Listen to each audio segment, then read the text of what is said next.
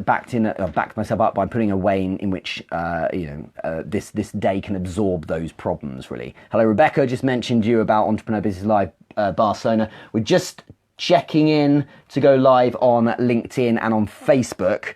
So I hope it actually worked fine. If anyone's on Instagram, do you want to check, and you can check my Facebook, then it would be amazing to do. I just need to wait for the tech to wake up, so it should be fine. But yeah, we've got a really important point in this, and what's crucial is to remember that with some people, the day works swiftly and everything goes fine and there's no problems anywhere. Then sometimes the day just doesn't work out at all, and it's fine, but you just got to remember that's something that's got to be expected. So one way I do this, one hack I have, is that I have a whole host of tasks I plan to do throughout the day, of course, and some of the tasks will be important big tasks and some will be little ones, expendable tasks, and I kind of pack them in amongst each other.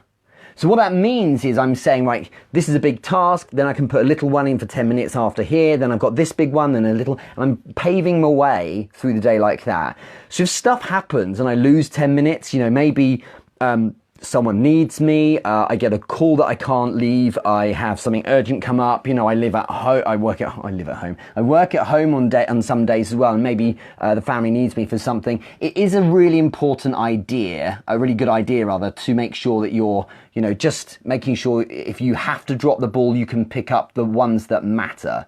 So in a bad day, I might have to drop some of the expendable tasks, but it's fine. I've built that time in. If I don't have to drop them, then they get done as well, you see. So rather than, for instance, only taking the entire day to do all the big stuff, I'm spreading that out a bit, and I'll get a bit more into routine a bit later on in terms of how I organize it. But I think that's a really important consideration. Just thinking to yourself, can I put a few things in that are expendable? I get them done, but they're there really to help me in case I lose some time because there's stuff coming up, for instance. Thank you, Rebecca, for checking that I'm on Facebook. It looks like I am, and people are jumping in. William, good to see you. Kyoko, good to see you. Zach, good to see you. Zach Houston's asked a question I'm going to answer in a sec. If anyone's watching on LinkedIn or able to, hello, Michelle Raymond as well. Hello, Jedi Hill. If anyone's able to watch on LinkedIn or check in and see if that's working at all, that'd be marvelous. As usual, it appears to be not giving me, of all people, any heads up that it's working. Question here from Zach Houston on Daily Routine. Do you actually put those tasks into a planner, or is it in your head? Something in the middle. So what I have over here, which is kind of stage left, is a whiteboard, and I write them down. What I've found, and I'm quite an analog person. For someone who's a massive geeky techie kind of person, I'm also quite analog as well. What I really prefer is to be able to, I'm sure I could have them at a glance in Trello or in some app or something, but I like to be able to just glance, not even Alt-Tab, but just glance and see what's coming up. So I'm a bit pen and paper with this kind of thing, but without question, I don't hold stuff in my head. I'm excellent at doing that, and that's served me really well, and I genuinely believe that for someone like me who has a very poor memory, I remember things very well because of habit, okay? But I have the whiteboard where I've packed everything in because I need to be able to refer to it at a glance.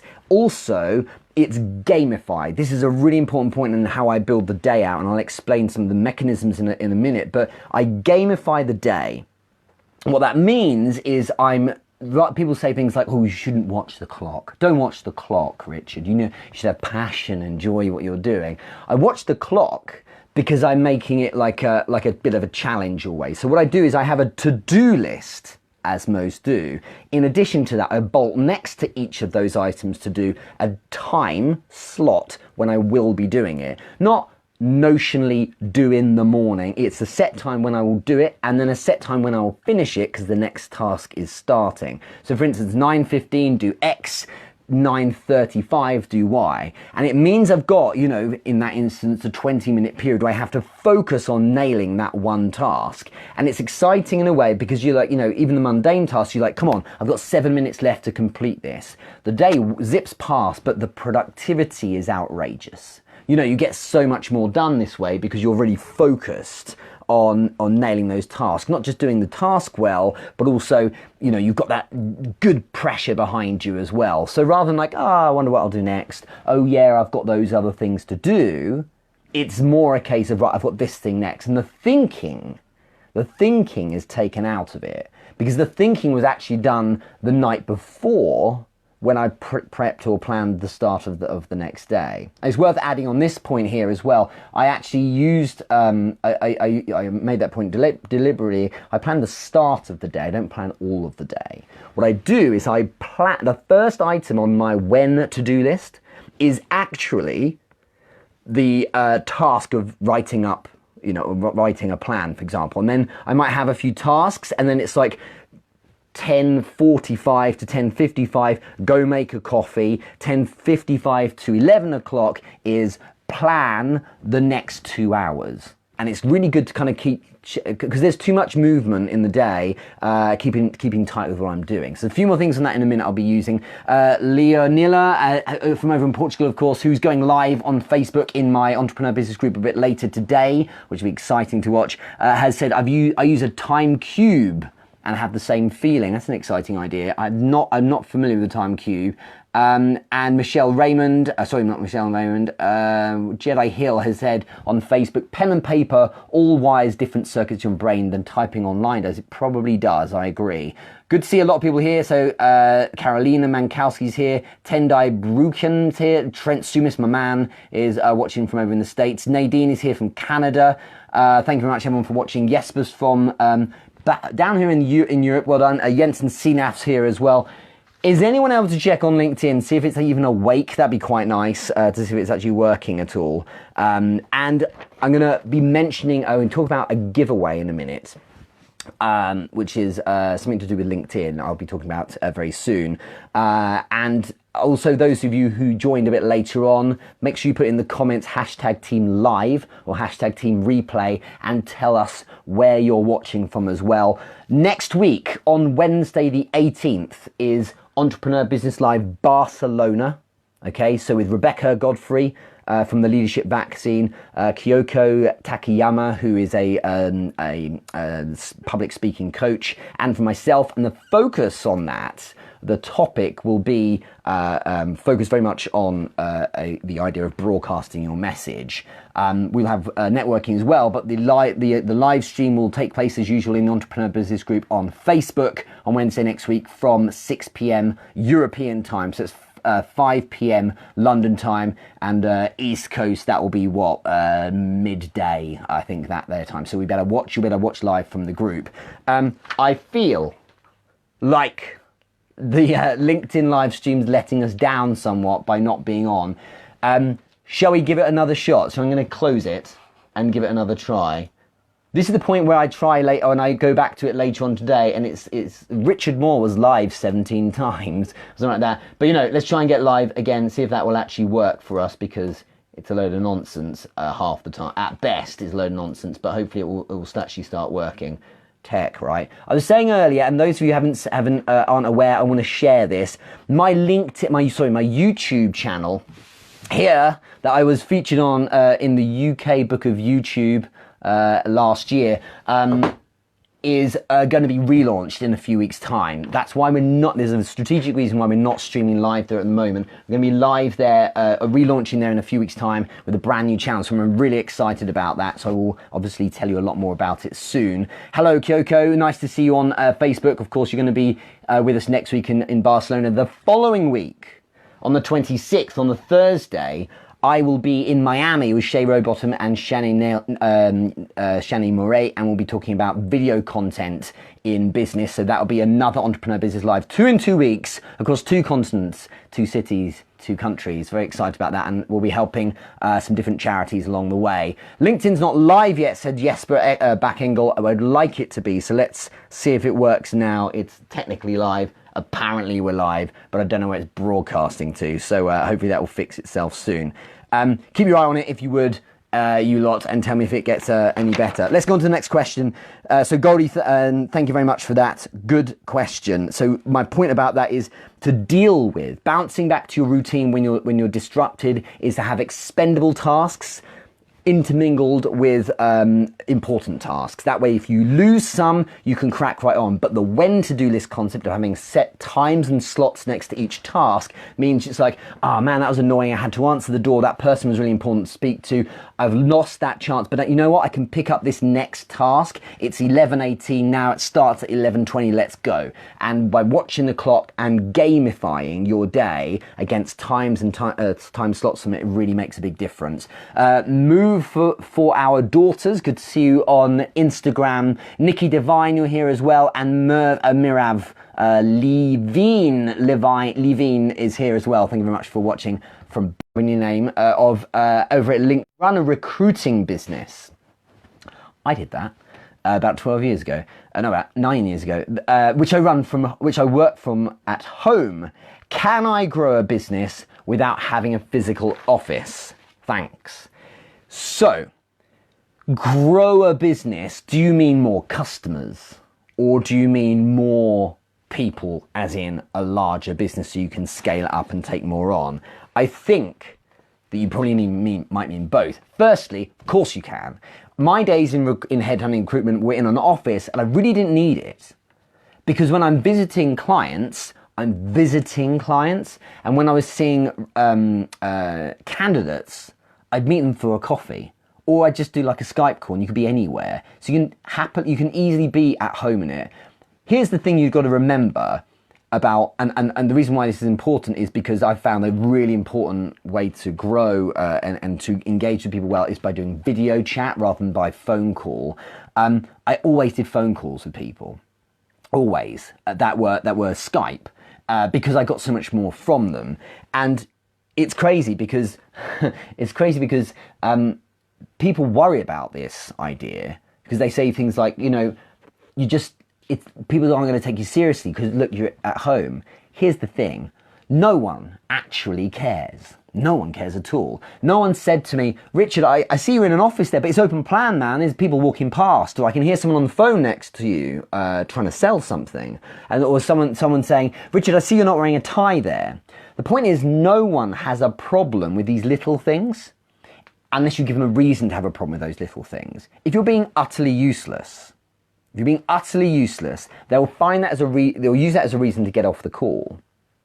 However, if you're being useful, so bringing someone value, they don't care in the slightest. Look, because of efficiency, I literally turn around from my desk, flick on live streams, a little bit more complex than that, flick on live stream and get on with it.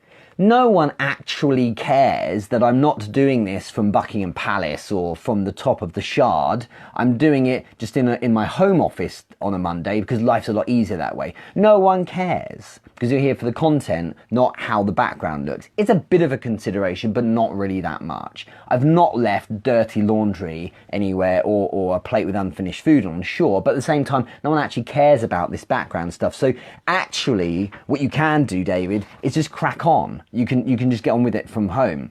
However, if you're going to scale a business grow a business as you've asked in terms of people, and by the way, this has nothing to do with daily routine at all. But the thing is, then it may be a consideration to have some kind of bricks and mortar and people in one place. But now the way I would do that now, because I worked a business where it's like, right, we're starting, we have to get an office, it's going to cost loads of money, we have to pay for this or pay for that, and and it was just like, just get a WeWork space or something like that. Like one of those spaces is a piece of cake. You got it all set up, then you can just get on with it and use your laptops. Certainly in recruitment, you don't need to be there. You don't have to invite guests in that much. And if you do, just meet them at a mutually easy place. Go for a coffee, go to their office, things like that. So I really find it's not really an issue. Nicola Redding has asked over on Facebook, what do you use to record video calls to clients? Always Zoom, because it's easy.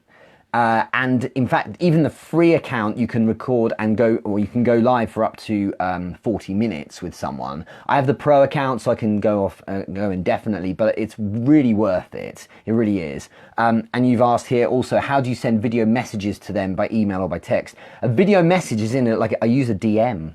I might do a quick recording of a message, then send it technically as an attached file, or where permitted, I might actually hit the old record video message. I think pretty much it's it's Instagram. You can do it. It's a really good example. Just record a video message. It's an absolutely brilliant way to connect with people. If one of you would like to check LinkedIn, I think it's failed today. Basically, LinkedIn's just not worked, which is a shame. Then we can try that. But otherwise, we will crack on. Usually. But Zoom is usually big fike. I don't know what fike means. A big fike? I don't know what you mean there, Nico. I've found Zoom to be solid and reliable and really, really useful. It's very easy. I said, Richard Moore, yay. Richard Moore, yay. I would like to ask your thoughts on avoiding technology in the morning, applying the miracle morning routine or something similar. I would ask, firstly, do you need to avoid technology in the morning? Does that matter? Do you need to do that? Are we overthinking here?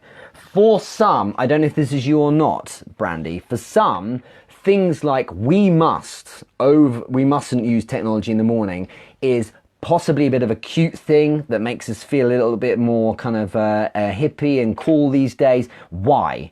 Why do you have to avoid technology in the morning? It might be that you do. It might, and you should split test rather than what's fashionable. Again, this isn't necessarily you, Brandy. In my opinion, rather than what's fashionable, is it going to help me? If it helps, then I do. And so, technology in the morning might be something I don't use, or that I do. And what I'm trying to say is, you should think, how does it help you? So if you look at how I'm a very techie person, right? So I've my watch is hooked up to my phone, and all the notifications fly back and forth. In the morning, first thing, I will do a quick scan of my phone. I won't interact with the notifications any more than swipe out, as in delete or get rid of the fluff. That's just like spam, no use, a notification that doesn't matter, and leave on, therefore, a concentrated focus of the stuff that matters. Then I'll crack on with my morning. Because there is an allotted time to go through emails. There's allotted time to go through DMs from LinkedIn. There's an allotted time to go through comments on a piece of content that I sent 8 hours ago, that I posted 8 hours ago. You see, don't just handle it all, because you need a bit of structure. What I do until that point is I have my eye on my watch, and if something pops up, then of course I get the kind of header notification. It's like, okay, no big deal. And what it is without me getting my phone out all the time, this is just how I do it. My watch is like, you got something, big deal? No, okay, because it never is. It's almost never a big deal that you have to drop everything for. So that kind of keeps me aware, but not necessarily engaging in what's going on. And then when the time is right, and it's an allotted time, then I'll do the emails and I'll do the notifications and so on, and I'll take it from there. Okay, so that's kind of how I handled it.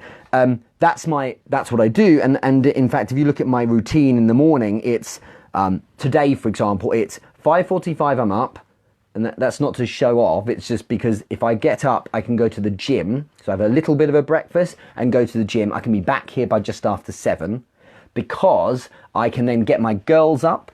I can get them having breakfast with me. That's one of the important things to me on a Monday morning. I have breakfast with my girls, and then I take them to school.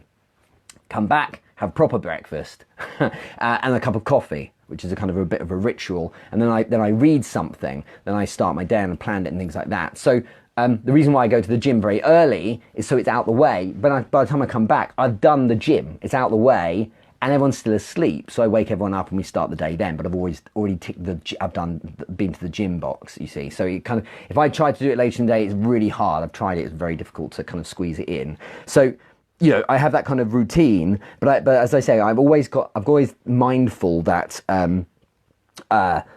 I personally use technology a little bit. You might think it's quite intense using the watch and the phone all the time, but I'm actually not heavily sitting on the tech. I've just got it there with me for the time when I need it.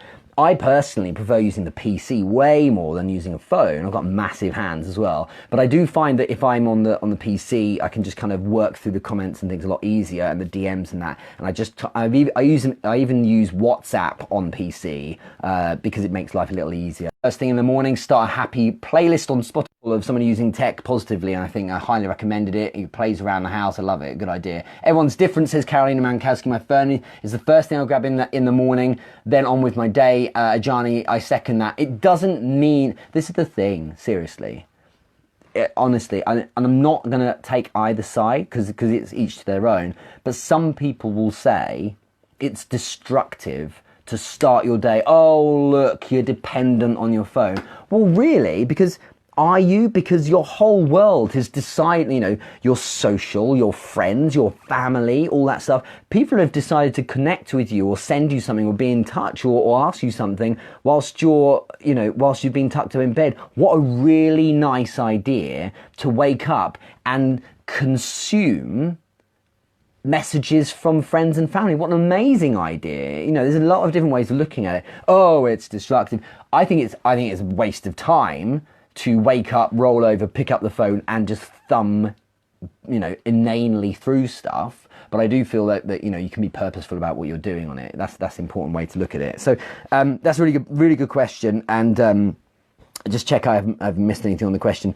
Brandy, yeah, I mean, what my routine is really simple. I don't avoid tech in the morning. The morning I have, however, doesn't require me to use tech that much. I use the watch just to keep aware of what's going on in case something big happens, but typically it's not that big a deal. And what's good is things like being at the gym.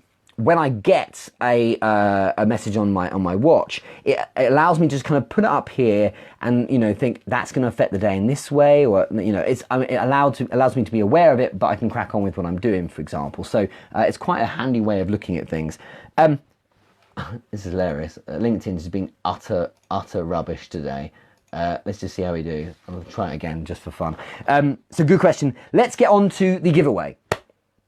The giveaway is something I gave away in the Entrepreneur Business Group over on Facebook some time ago, about a week or so ago. And a lot of people asked me for tips and guidance on LinkedIn.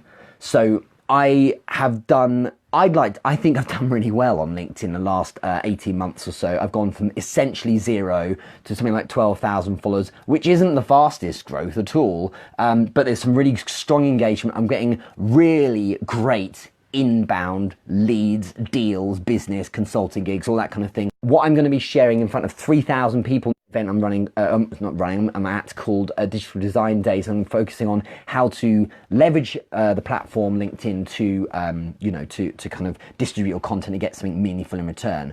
This is going to be on stage with, this is me not flexing, just proving the point that it's half decent, on stage with people like head of design and creative for businesses like MasterCard and the likes of Spotify and Uber and Ars Electronica and so on. And Media Monks are there too. So all these people speaking, I'm going to be up there as well. And so what I'm doing, as well as the talk, is a 4-hour workshop there. So I've distilled a load of this. And if you are interested, I'm doing a mini kind of masterclass across 2 hours online. So it's like a Zoom hangout. I've already run one of them. Already testimonials have come in about how valuable it's been. And what I'm doing is I'm saying, like, here's the state of union, the state of the kind of play right now for LinkedIn. Here's the stuff I am doing that works. And it's almost like a big old checklist. And I go through the 3 C's, so connection building, content building and using that, and community building as well. And how, you know, literally the stuff I'm doing right now. And in addition to that, so this is literally me screen sharing and sitting there live with you doing it and explaining it. And then there's a Q&A afterwards. We had a great response last time. If you're interested in that, then that will take place soon, but I need you to send me a DM saying I'm in for LinkedIn. So send me a DM for that, and I can hook you up with the masterclass. And if you are unable, we'll talk about it on the DMs, but if you're unable to make it, we will do a recorded replay. That's what we had last time, so you get to still listen in as well. But it was a triumph last time. It went really well, some really good feedback, and I'm going to be sharing how I'm doing well on LinkedIn and the stuff that's working right now. So it's very, very a good masterclass. If I wasn't so biased, I would still be saying you should do it.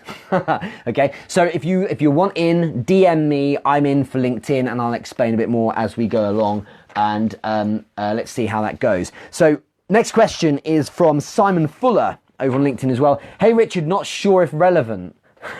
I get a lot of questions that are not relevant, doesn't matter. Not sure if relevant, but would ask one, how do you find your focus at the beginning of the day? And two, how do you prioritize the right work to be done?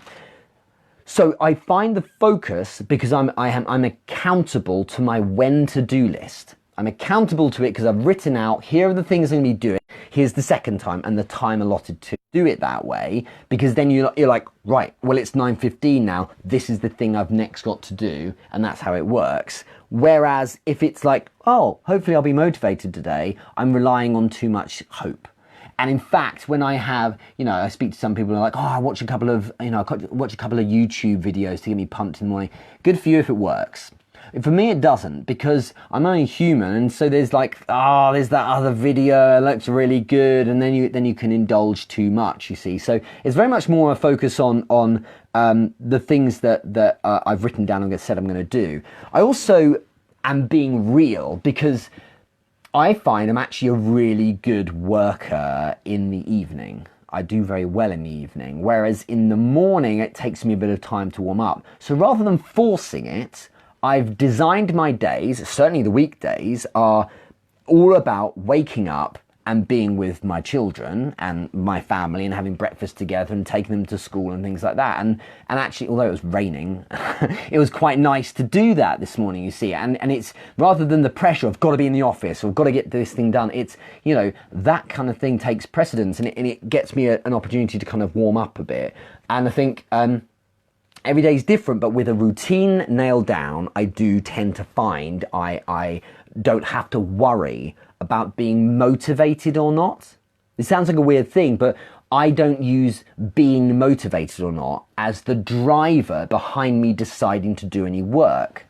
Instead, it's because it needs to be done, Richard, and it's been written on your task list as the reason why things get done. So if I'm having a bit of a rubbish morning, you must all know this, thumbs up if you've had this before, where you wake up and you're like, just not feeling it today, no mojo, maybe it was a bit of a late night or you had a bad night's sleep and you're like, I'm just not in the mood.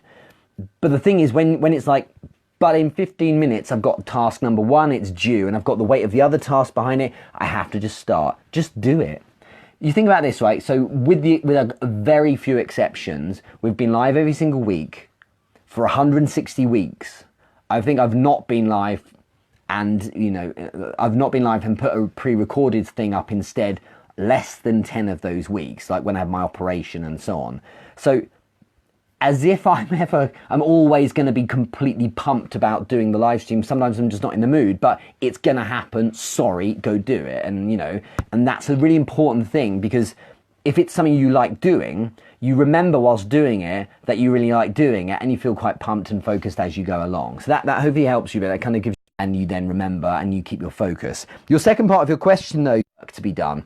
I have a thing called the CEL approach, CEL approach, and the way I do it is basically I have C that stands for customer or client acquisition or cash flow. They're the most important tasks that come first. If you, running a business, are not asking yourself, where does my next customer come from at least once a day, you're not doing it properly. You're focusing on things that don't matter, unless you're completely non-transactional. But even then, I think you should probably be thinking about these kind of things.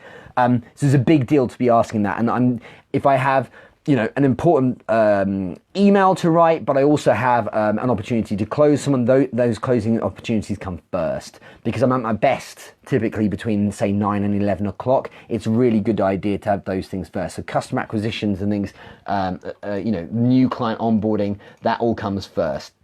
Secondly is E.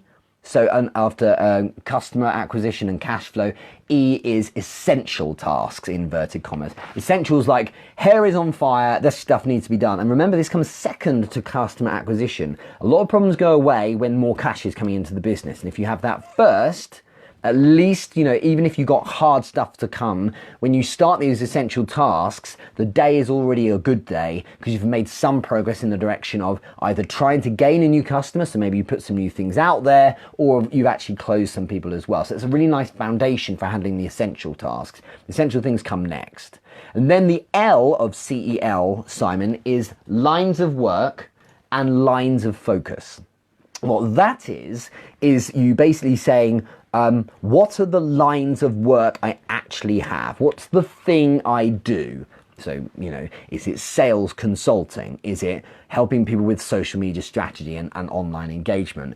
What tasks relate to my lines of work? And lines of focus are the things that you're doing right now, so the particular project. So within my lines of work, I have all these different areas, but one of my lines of focus right now are Entrepreneur Business Live Barcelona, Entrepreneur Business Live Miami. So the tasks that are essential are, have I got a photographer for next Wednesday? Have I got, the slides set up? Have I got these basic things organized? What do the ticket numbers look like? Have I been in touch this week with the venue, for example? Lines of focus as well. So it's those tasks that come third.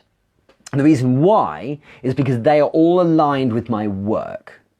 And what happens is, if miraculously I complete all of that stuff in the day, get round to it, well, it doesn't matter. Left long enough that it starts becoming essential, well, then it becomes essential, right? And if it becomes more and more relevant to the work you're doing, well, then it becomes relevant to the work you're doing, and it becomes a line of work or line of focus. So I allow things to bring themselves into view, but otherwise it's very, very focused on the stuff that actually matters, which really is closing new clients and doing the essential stuff. It's amazing how so many things can keep in your daily routine. It's amazing how some things will like you can leave them for 2 days, they're absolutely fine. And so with that in mind, you do the stuff that's really important first, and stuff that's left will either be left and that's that, or it will turn into a place, it will come to a place where it's like, this is really important now, and of course then you pick it up and run with it. Okay, so that's a really important way to look at it. So Simon, great question there. Question number 5 from Hilda Schwartz. You've asked me these are all from LinkedIn, in fact, I think. So you've asked, not sure whether you can answer this at all, Richard. Well, I always try, but I'm still going to try. When working from home, do you, and if yes, how, do you plan in stuff like grocery shopping, cooking, laundry, getting enough rest, sports, kids, school into your daily routine next to starting a business? Yes, it's all there. I plan the day, not just the work. In my daily plan includes time allotted to go and have a coffee. It includes time to sit for 10 minutes and think. Because if you do nothing, it's called my zero time. If I do zero, no notifications, everything's switched off, for 10 minutes, literally sit in the room, don't let any external stimuli come in, just think. What happens is your brain's not focused on one task. Your brain is not focused on any task, and you might think your brain switches off. That's actually when your brain switches on. That's when the brain can be heard. And if I sit and do nothing for 10 minutes, first couple of minutes nothing happens, then I might get a bit like itchy after a while and want to go and do something else. But what happens is, after a couple of minutes, your brain starts going, pops in like, there's this thing that needs doing, there's that thing that needs doing. You kind of let it go, let it flow, and you end up kind of putting things together, going, and you come out of just 10 minutes, you come out of that kind of mindfulness period of doing that with, okay, this needs doing, and you've got the order and everything. It's a very interesting way of working. So even that's in there. Dinner, like downtime for dinner, is in. Going to pick up my children from the school run, it is in. It's all booked in. Like, that's kind of fine. What you're doing is this kind of this thing of like, even fun, you're scheduling fun. And the thing is, it's like, if you don't do the scheduling of the fun, then you end up not doing it at all, because you overlook it. Because, oh, but I've got to do this work, I've got to do this. I make the downtime as mandatory as a business meeting might be during the day. And what happens is that it gets done.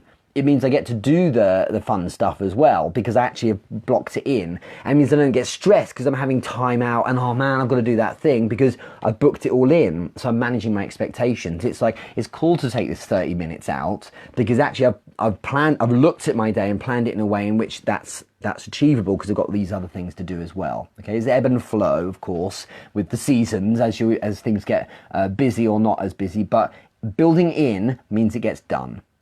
Okay, if you don't, what happens is you get into flow on a task, sometimes a bad task, and you haven't broken it, like you're sitting there flicking through social, and you're basically using masses of time and not having any time out, and 3 hours pass, and not only have you not done anything productive, but you've actually not even had any downtime as well. So it's very important. Carolina here has asked, is every day scheduled for you? Do you ever have an afternoon day where you do nothing? Yes, I do.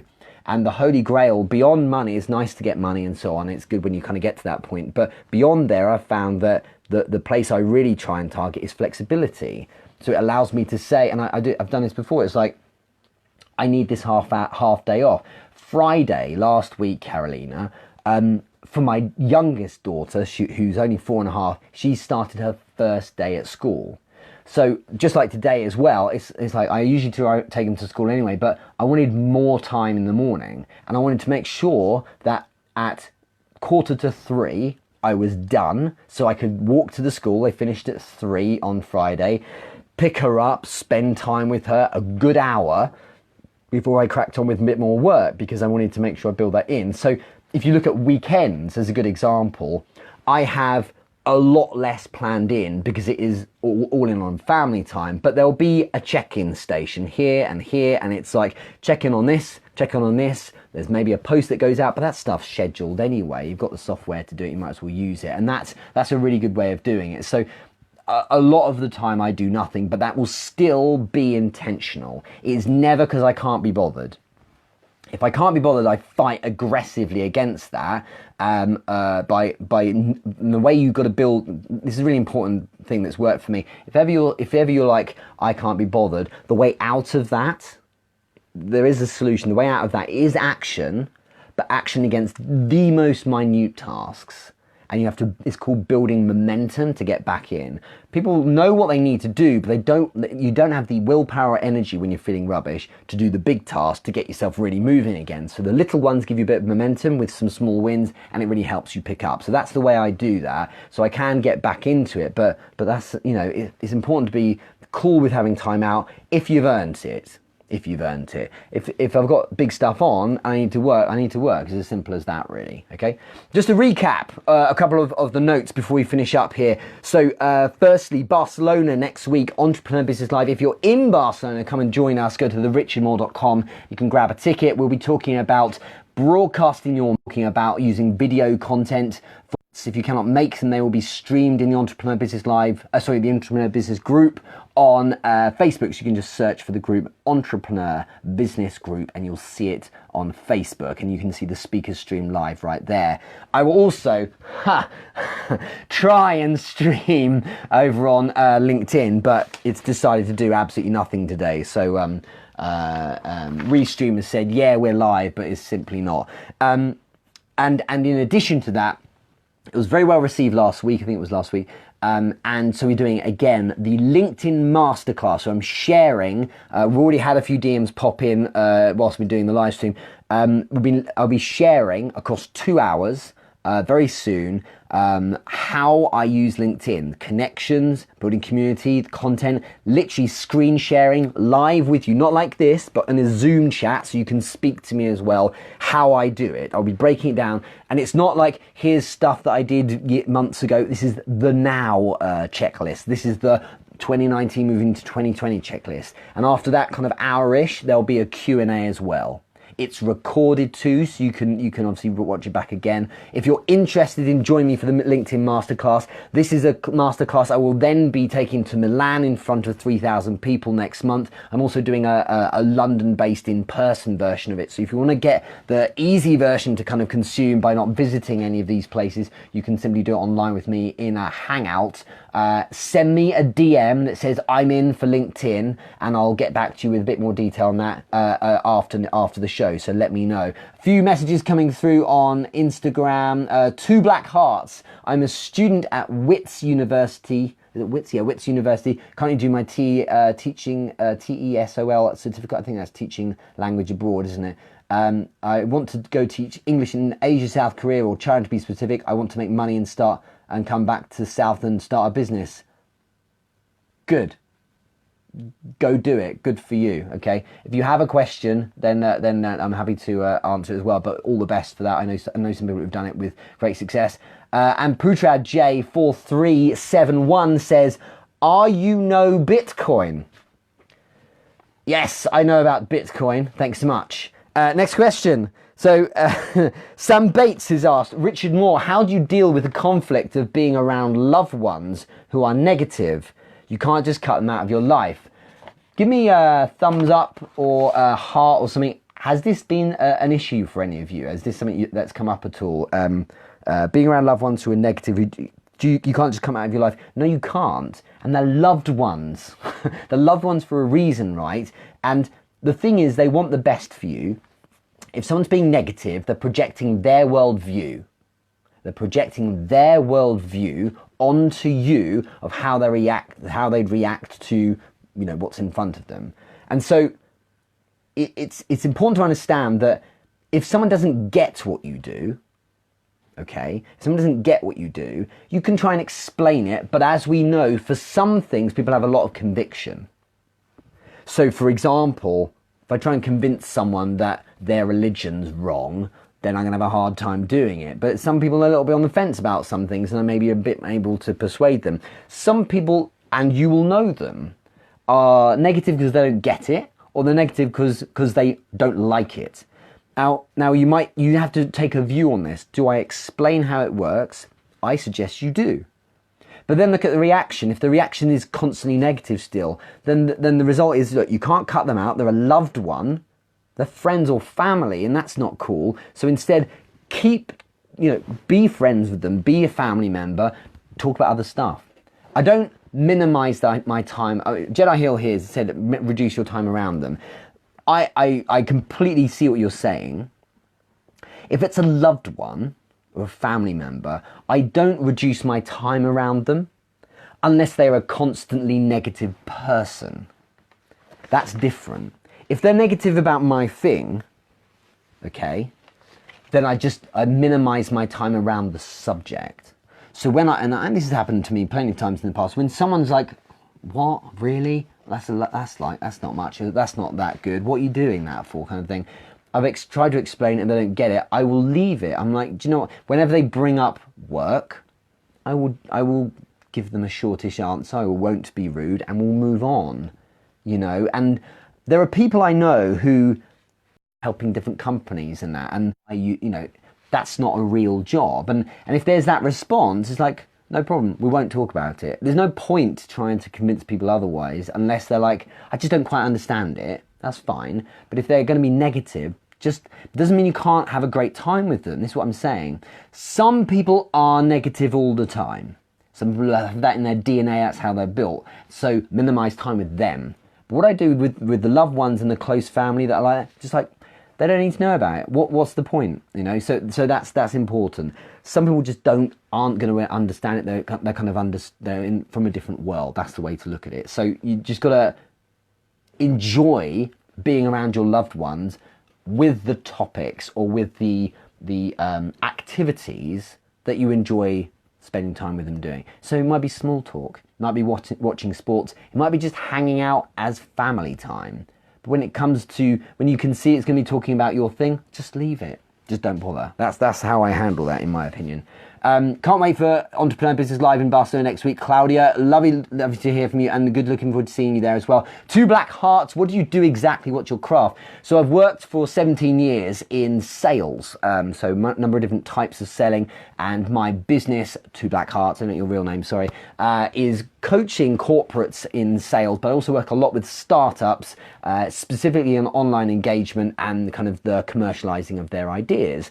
What I also run is an events business called Entrepreneur Business Live, and next week in Barcelona we have our next one, the following week in Miami as well. So it's exciting to be running those, and it'd be nice to get back to Barcelona and of course to see everyone in person.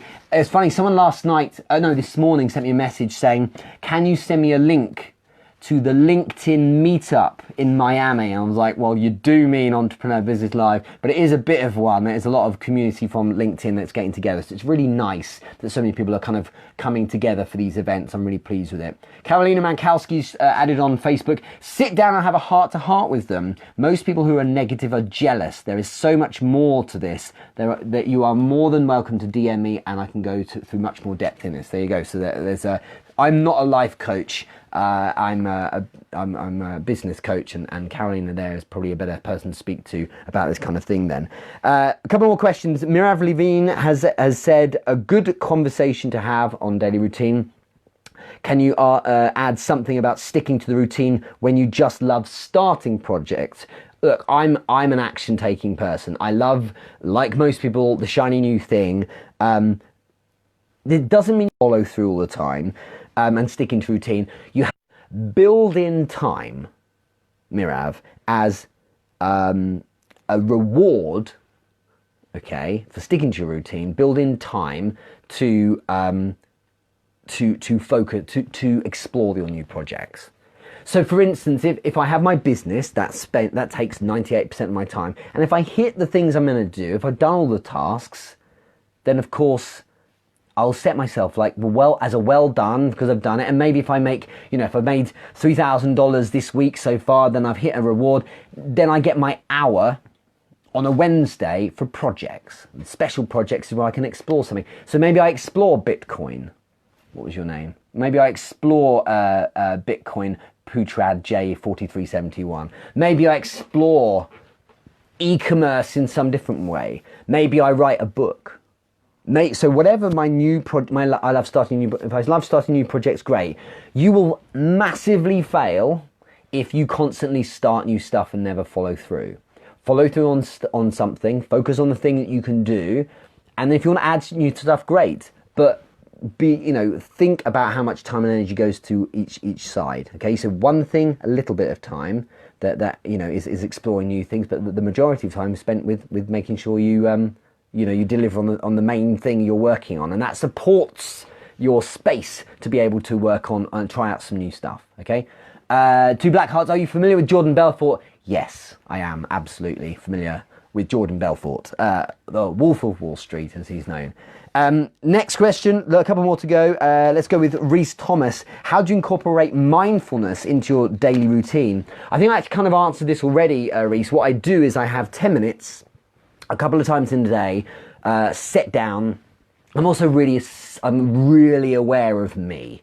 Anyway, I'm aware if I'm pushing to my limits. There's this, it's not self-talk, but there's like a voice in my head going, you're good right now, or like you're on the limit right now, or you need to work your face up a bit more right now. But I have those 2 10-minute slots, like in the morning and the afternoon, set in the schedule just to say, right, I'm gonna have 10 minutes just to focus on nothing. It's the zero time. Brain the brain is allowed to speak. That means my subconscious is allowed to talk. If you're focused on tasks all the time, you're very focused on doing stuff, but there's parts of the brain that aren't firing because or at least if they are firing, they can't be heard. When you allow your kind of focus on task part of the brain to be switched off for a bit, so 10 minutes is all it takes for me, works for me quite well. So that's watching. Hope you can join me next week on Wednesday, watching live rather through the Entrepreneur Business Group on Facebook. If you want to join the LinkedIn Masterclass, then you need to send me a message, a DM saying I'm in for LinkedIn, and I'll explain a bit more as we go. But otherwise, thank you so much. I will see you in the DMs, some of you. But otherwise, thanks very much for watching. See you later on Instagram. Goodness knows if it worked on LinkedIn today. I doubt it did. And I will also catch up with you soon on Facebook. So thank you very much, everyone, for watching. I'm absolutely thrilled. So